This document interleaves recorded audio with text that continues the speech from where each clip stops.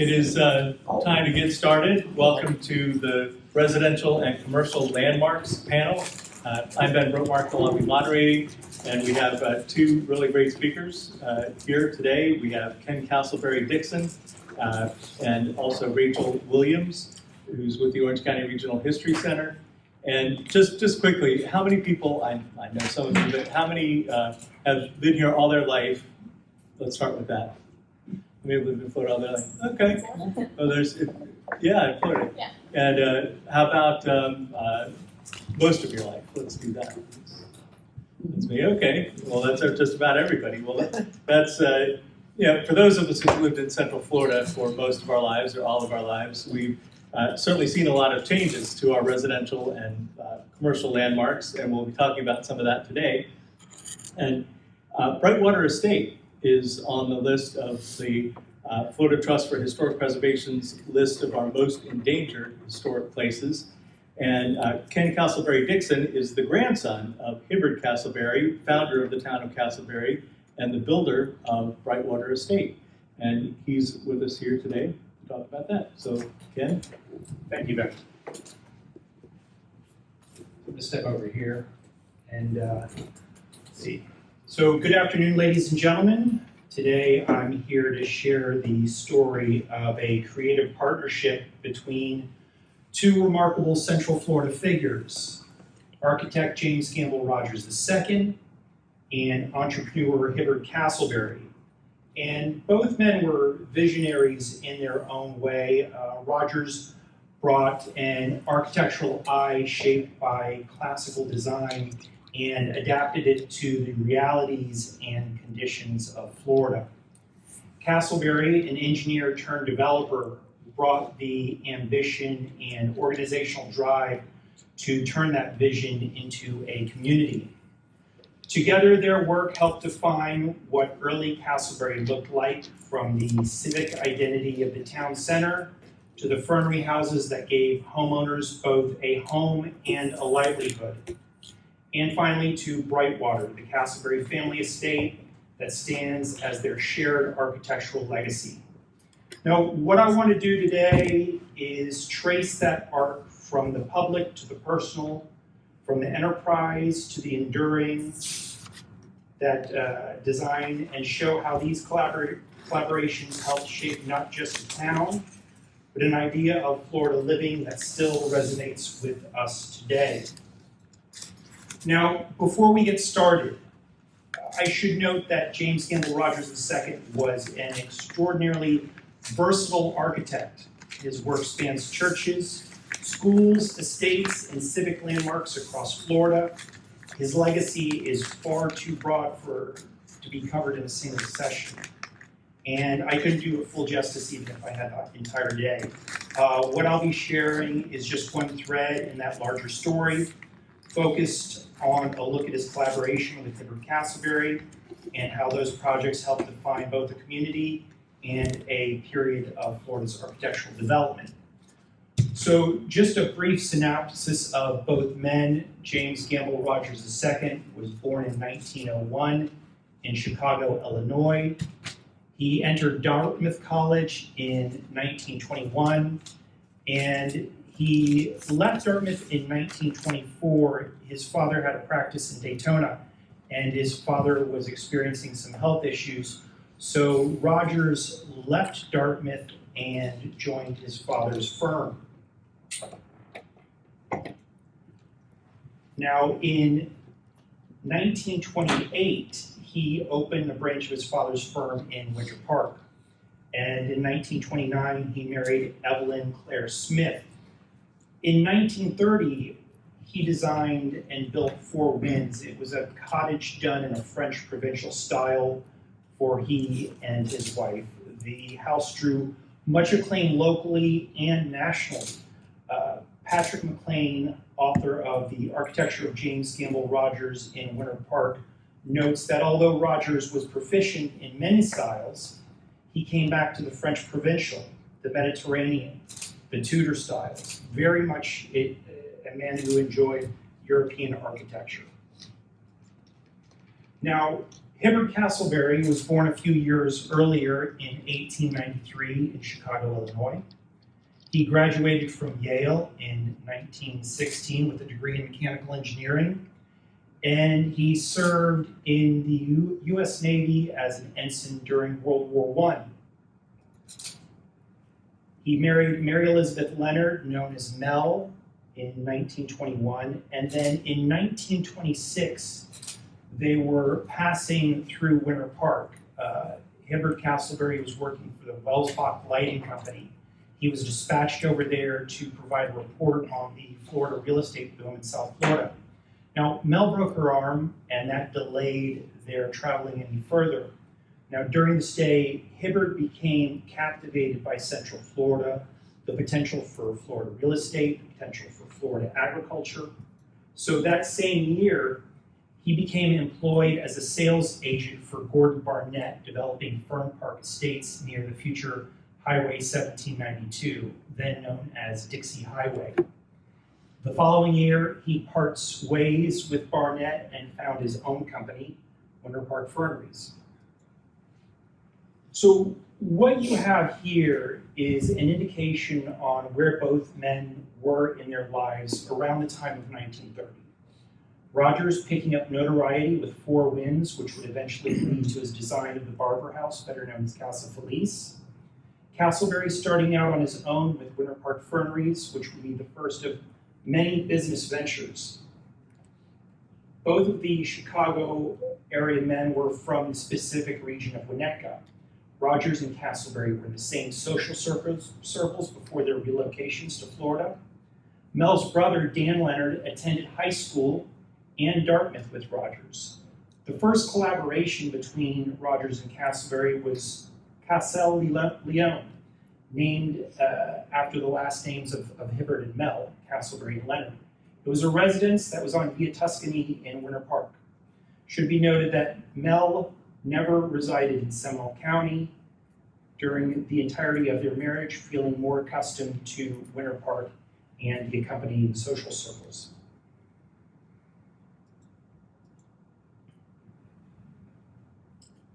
The first related collaborations between Rogers and Casselberry from a business sense were related to Winter Park Ferneries.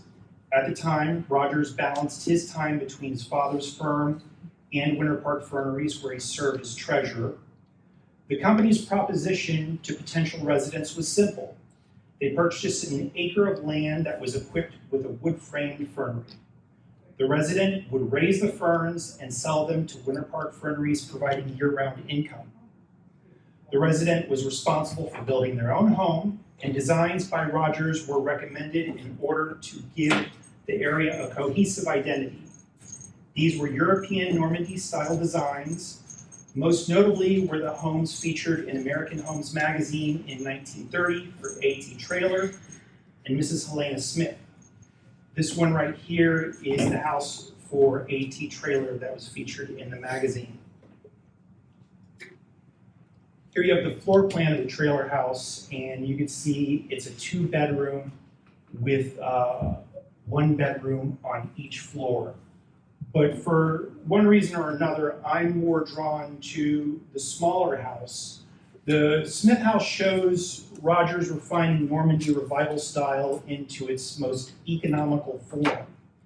The steep roof and centered chimney give it a timeless European character, while the stucco walls and asymmetric plan adapt perfectly to Florida's light and landscape. For the Winter Park Ferneries development, these homes offered northern retirees the storybook charm of a French cottage at a price within reach. Rogers managed to make beauty practical and affordability graceful. You'll notice on the floor plan here, with the specific orientation of the house, north located in the lower right-hand corner, Rogers oriented the house carefully, living area facing the south to catch soft, steady light, while the porch shaded an area that encouraged airflow. It was climate-aware design decades before the phrase even existed. Another design from the Winter Park Ferneries area, the next example is the Fern Park Post Office. It was born out of rivalry. In 1927, Hibbard Casselberry's former employer, now competitor, Gordon Barnett, set up a postal station inside his Fern packing house. The result was mix-up reorder postcards that traveled with Fern shipments, created constant confusion between Gordon Barnett's business and Winter Park Ferneries. Casselberry's solution was a dedicated post office for Fern Park. Now, it was funded by Casselberry and designed by Rogers. The 1930 building shows Rogers' restrained European inflection, a steep roof, an arched entry, balanced symmetry, and half-timbered gable ends. The town of Casselberry would not get its own post office until November of 1959. Now, as previously mentioned, Mel insisted on remaining in Winter Park rather than live in the area that was developing by Hibbard. When Hibbard's mother Lillian visited from Chicago in the 1930s, he purchased the property next to Monte Leon for her and commissioned Rogers to do a design. The result was a great example of Rogers' Spanish Mediterranean style, a look that helped define early Florida architecture. You can see the classic elements, the stucco walls, barrel tiled roof, and a beautiful asymmetrical composition that feels both formal and relaxed. Rogers loved craftsmanship, the wrought iron balcony and the wooden shutters. The house seemed to breathe through its deep-set windows. Understanding the Florida climate, these materials and proportions weren't just decorative, they managed to keep the light and the air naturally. And finally, Rogers always tied his buildings together with the landscape. The vines, the palms, the filtered light, all of it makes the house feel like it's grown out of the setting rather than placed on top of it. Lillian named the house Dias Dorados, or Golden Days in Spanish. She would reside at the house with a staff of chauffeur, maid, cook, and relative as companion. She would balance her time between Illinois and wintering in Florida at the house. Although she was largely confined to a wheelchair, an elevator was installed in the house. In Winter Park, she would enjoy Sunday meals with the family and regularly visited Rollins College's Annie Russell Theater, where she had a box next to the stage. That house is currently the site of the Winter Park Rec Club, and this is a photo of it as it stands today. By 1941, Hibbard Casselberry had moved beyond building a neighborhood, and he set out to build a town. The town of Casselberry had been officially incorporated the previous year in 1940, and he served as the town's first mayor. Hibbard was eager to give the town both form and identity. With World War II underway, the Fern business no longer fit with the moment. Export embargoes halted international shipments and even to Canada. And the federal government prioritized wartime production. Seizing the opportunity, Casselberry turned his attention towards developing a civic center. Meanwhile, James Gamble Rogers found himself in a similar position. The manpower and materials required for his large residential projects were scarce, forcing him to adapt his architectural vision to the more practical. In that shared constraint, the two men found a new creative partnership, one aimed at shaping the physical and civic heart of Casselberry. These drawings show their first ambitious pass at a town center. The long mixed-use building with a strong central entrance with a colonial revival style. The dormers and the arched openings humanize the mass. It reads civic, but it's architecture that organizes daily life and gives the municipality a new identity. The continued designs pointed to providing everything town residents would want for daily life. Seen here are the anticipated floor plans for the bank, 2 stores, and a town hall. Although Hibbard Casselberry was reinvigorated by government contracts for the war effort, He was plagued by financial issues. The result was Casselberry got his town center, just much more like a conservative version than he would have liked. The buildings you can see from left to right here are first Casselberry Industries, focused on government-related contracts. Second, Casselberry Ferneries, the former, the new name of Winter Park Ferneries. And third, the Williamsburg building, which was a small shopping center. As you can tell, this is a much less ambitious building and is not a Rogers design. This is the Casselberry Industries building, designed by Frederick Wallach. The structure was called the Miracle Building because it was completed in the span of 1 month. Among other things, Casselberry Industries manufactured shrapnel bomb parachutes, helping to keep the region employed during the war. It should be noted that the shopping area that was eventually constructed was a Rogers design. This was called the Williamsburg building. As you can tell by the name, it was meant to give a colonial impression. The buildings here have much more of a small town feel when compared to the initial concept. None of the buildings that were constructed as part of the town center remain today. So before moving on to Hibbard Casselberry's family residence of Brightwater, I feel a small detour is in order. A precursor to Brightwater for comparison can be seen in Rogers' 1939 Mitzner residence located in Winter Park. We see Rogers working in a more formal, even monumental design. It's rooted in classical symmetry, but with a full 2-story portico, Corinthian columns, and a kind of public grandeur. Now moving on to Brightwater. In the early 1950s, Casselberry asked Rogers to design a primary residence.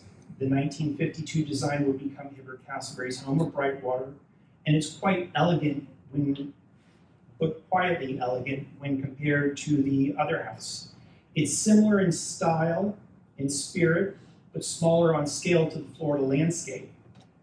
2 stories, a modest portico, and a strong horizontal line that sits against the lake. Not as grand a scale, but similar in dignity. Brightwater was meant to be lived in rather than ornate. It's worth noting that after World War II, the business focuses of both Rogers and Casselberry had permanently shifted. Rogers and his firm, RLF Group, focused on large-scale projects more related to healthcare and government. However, he still did residential projects. Meanwhile, having served 2 terms as mayor of the town of Casselberry, Hibbard Casselberry's focus was more on residential real estate. As the Brightwater floor plans show, Rogers oriented all principal rooms towards Lake Triplet. Just as a point of reference here, so can you guys see this? Den, living room, dining room, and I want to focus on these items right here. Just, I'm not sure how that falls out there, but Rogers oriented all principal rooms towards Lake Triplet to capture the prevailing breezes. He used glazed doors in the den, living room, and dining room so the house could breathe. During peak sun hours, the doors remained closed to limit heat, while in the cooler hours, they opened to emit cross breeze from the lake. Outside of the doors, Rogers had designed a large screened porch with terrazzo flooring. With Brightwater, Hibbard Casselberry didn't just build a home, he branded the town with it. The brochures for his developments featured James Gamble Rogers' concept renderings of Brightwater on the cover, now marketing the area as a tax-free town. Hibbard Casselberry used the architect's image as the visual promise of a community of distinctive homes. James Gamble Rogers' final design for Hibbard Casselberry was in 1969. Building over the screened porch area of Brightwater, 2 additional guest bedrooms were added, and the living room was expanded into one large main room. That is the current layout as it stands. Currently owned by the city of Casselberry, Brightwater was put on the Florida Historical Trust's 11 Saved list for 2025.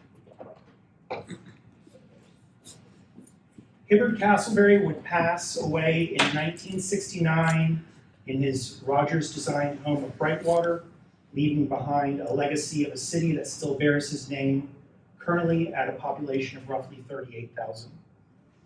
In 1980, James Gamble Rogers retired from his firm after an extensive career and passed away 10 years later in 1990 in his Temple Grove home. His legacy is a wide architectural career that spans a variety of projects, including residential, military, healthcare, educational, correctional, industrial, commercial, and religious buildings.